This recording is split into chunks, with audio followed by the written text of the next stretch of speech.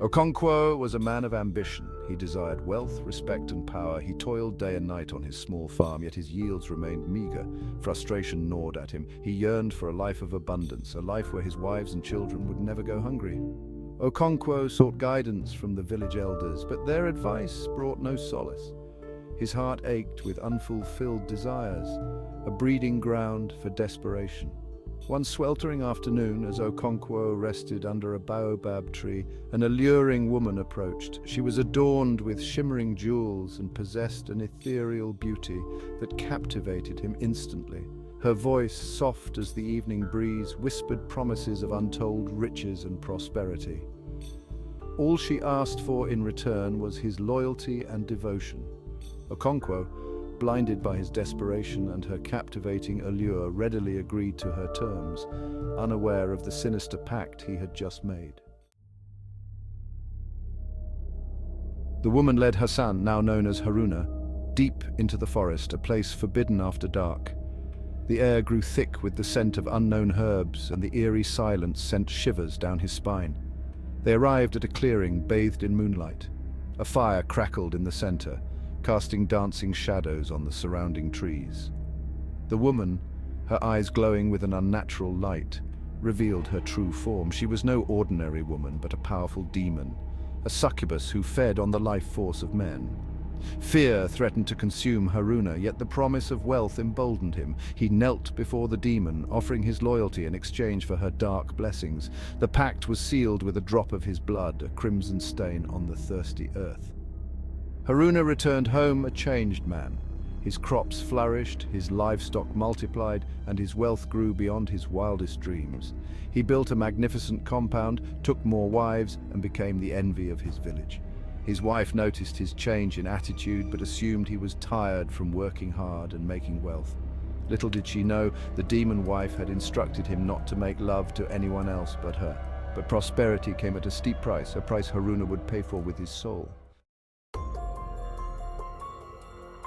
The demon, now disguised as a breathtakingly beautiful woman, became Okonkwo's favored wife, Ekwefi. Ekwefi was everything his other wives were not: charming, witty, and alluring. She bore him a son, a boy named Nduka, who possessed an uncanny intelligence and charm that captivated everyone. Yet a darkness lurked beneath Ekwefi's beauty, a growing hunger that could only be satiated by a horrifying sacrifice.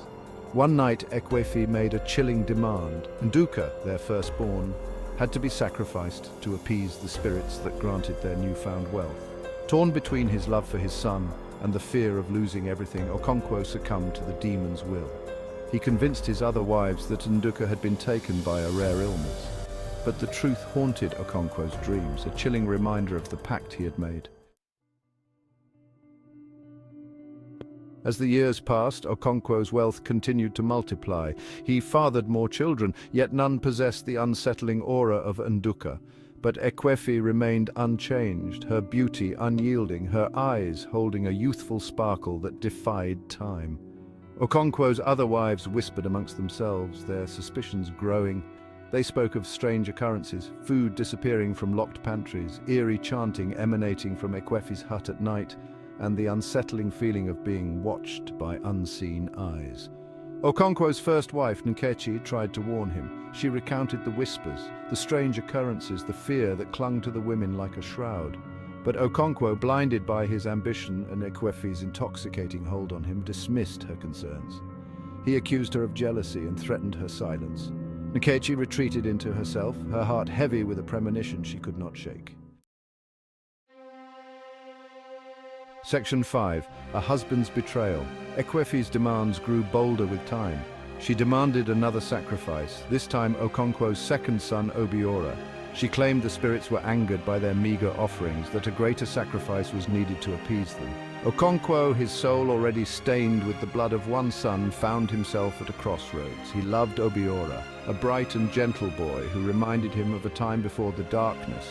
But the fear of losing his wealth and Ekwefi's wrath consumed him. Okonkwo made a choice that would forever damn him. He lured Obiora into the forest under the pretense of a hunting trip, but instead of tracking game, he led him to the clearing where he had first encountered Ekwefi. There, under the watchful gaze of the demon, Okonkwo silenced his conscience and made the ultimate sacrifice. Section 6. The Confession. The weight of his sins pressed heavily upon Okonkwo. He grew distant from his remaining children, his laughter replaced by a haunted silence.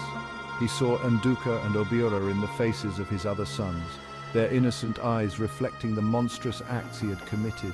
His health deteriorated, his once robust frame withered by guilt and fear. One night, racked with guilt and consumed by a premonition of his impending doom, Okonkwo confessed his sins to Nkechi. He recounted the pact, the sacrifices, the fear that gnawed at his soul. He begged for her forgiveness, knowing he deserved none. Nkechi listened, her heart breaking for the man she once loved and the sons she had lost. She saw the toll his sins had taken, the destruction they had wrought upon his soul, but forgiveness, she knew, was not hers to give. Section 7. The Unveiling. Ekwefi's true nature began to bleed through her alluring facade. Her beauty, once radiant, took on a predatory edge. Her eyes, once filled with warmth, now flickered with a cold, calculating light.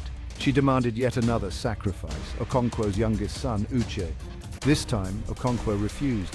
His love for Uche, the last vestige of his humanity, outweighed his fear of Ekwefi and her dark powers. Ekwefi's rage was terrifying. She shed her human guise, revealing her true demonic form.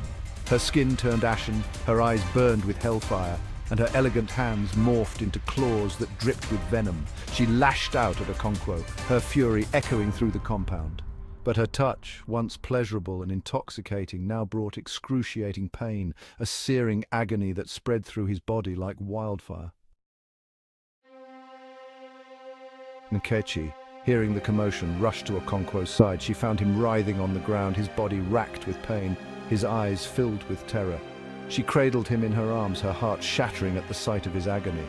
As Ekwefi prepared to deliver the final blow, a look of pure hatred contorted her face. She lunged for Uche, intending to take what Okonkwo had denied her. Nkechi, fueled by a mother's love and a deep-seated rage, intercepted the demon. She knew she was no match for Ekwefi's dark powers, but she would protect her son even at the cost of her own life. Her courage momentarily stunned Ekwefi, giving Okonkwo the chance to utter his final words to Uche. With his dying breath, he whispered a plea for forgiveness, his voice raspy with pain and regret. He urged Uche to flee, to escape the clutches of the demon that had destroyed their family. As Uche fled into the night, Okonkwo succumbed to Ekwefi's poison. His body, ravaged by the demon's touch, lay still. Ekwefi, her fury momentarily abated, turned her attention to Nkechi. But before she could strike, a blinding light erupted from Okonkwo's lifeless body. The compound shook. The air crackled with energy, and Ekwefi recoiled, a scream escaping her lips. When the light subsided, Okonkwo was gone. In his place lay a grotesque creature, its flesh twisted and contorted, its eyes burning with the fires of hell. The demon, her plan thwarted, had been trapped within Okonkwo's body, bound to the shell of the man she had corrupted. A chilling laughter echoed through the compound, a sound that sent shivers down Nkechi's spine. It was the laughter of a demon, a sound that spoke of madness, revenge, and eternal suffering.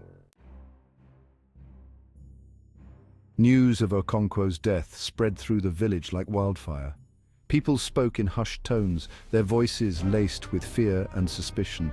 The circumstances surrounding his demise, the whispers of strange occurrences in his compound, pointed towards something sinister. Yet no one dared speak ill of the dead, especially not a man as wealthy and influential as Okonkwo. The funeral was a grand affair, attended by people from neighboring villages, all eager to pay their respects and catch a glimpse of the grandeur that had defined Okonkwo's life. But as the elders prepared to lower Okonkwo's coffin into the ground, a terrifying transformation occurred. The coffin rattled violently, the air grew thick with the stench of decay, and a blood-curdling scream erupted from within. The coffin burst open, revealing not the body of Okonkwo, but the grotesque creature that now housed his soul and the vengeful demon. Panic ensued. Mourners fled in terror, their screams echoing through the air as the creature, its eyes blazing with malevolent glee, emerged from the coffin. Nkechi, clutching Uche close, watched in horror as the creature that was once her husband let out a terrifying roar.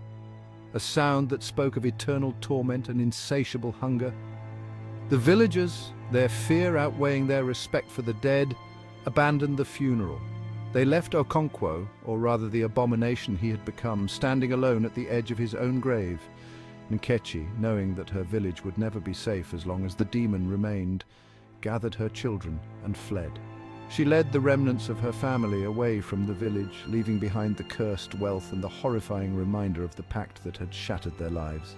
And so, the demon, trapped within the decaying shell of the man who had sought forbidden wealth, remained at the grave.